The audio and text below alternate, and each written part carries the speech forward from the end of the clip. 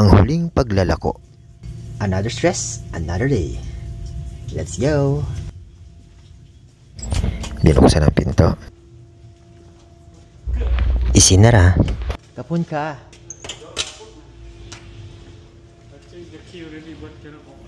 May nasalubong na tao. Sisimulan na naman natin ang umaga na puno ng stress. Pero wala tayong magagawa.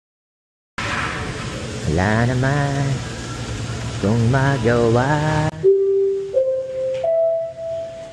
Good morning. This announcement is for all personnel involved in embarkation. Dito medyo na traffic tayo.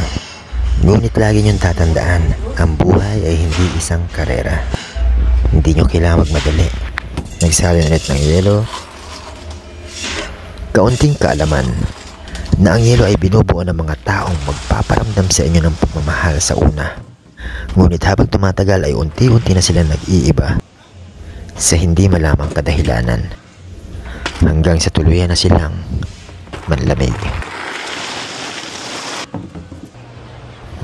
Kaya sa araw na ito, samahan niyo akong tanawin at pakinggan ang mga katagang maaaring dito nyo lang mapapakinggan. Cabin mate, no, ready for going outside. O diba? Ang galing mag-English. Nakakainis. So you get bar? You very gassy? Yeah. At minsan sa bawat sulok meron tayong makikitang pupukaw sa ating atensyon.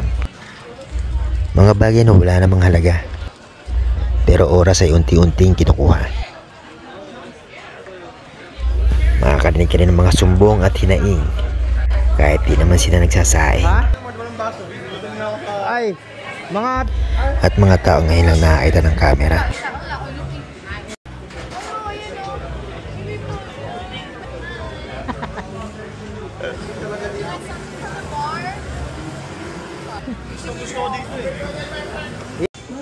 Minsan para mawala ang stress na dadarama, kailangan mo manood ng K-drama.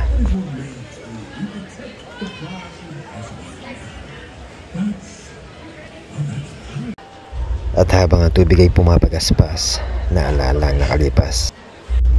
Masakit pala maging panakip butas. Kaya ang lalaki agad nagpunas.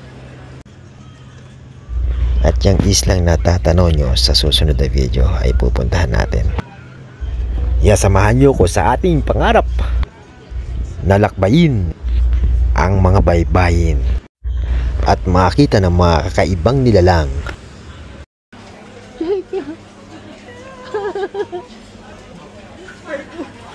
See? Water bag, souvenir tumbler. Ay, ako, natamad na magsalita. Bahala na kayo dyan. Babago sa bawat saglit. Kapag naalala ka, wala naman kung magawa. Ang gusto ko lang naman i-upload na itong mga videong to para mabura ko na dito.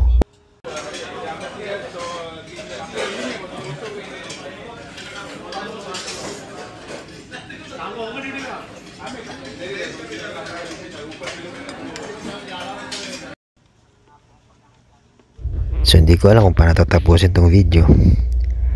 Kaya ganito na lang ulit, bigla na lang mawawala.